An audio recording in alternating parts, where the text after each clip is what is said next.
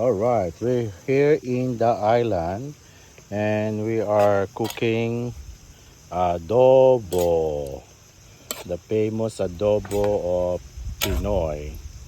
If you are not eating adobo, you are not Pinoy. And we also have fish here. We're gonna do some pesang isda. This is lapu-lapu. Lapu-lapu, yeah. We're gonna put some repolyo with that. So we are cooking in the island right now. That's how we're doing here. We have some paminta. We have some suka.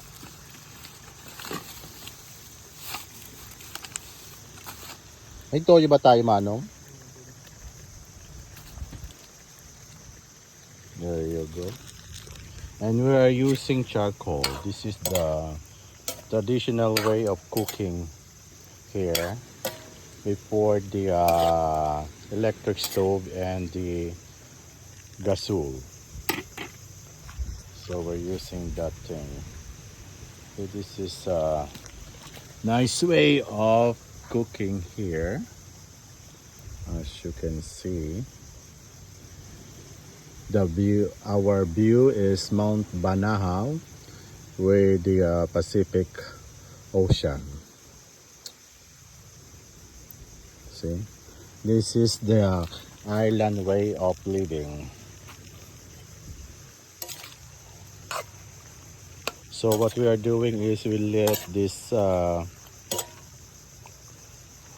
pork to be kind of sauteed a little bit so that we can seal the juice.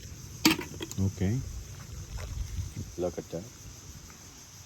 And we're also starting our bonfire here so that there will be no mosquito and it will be served as light as well.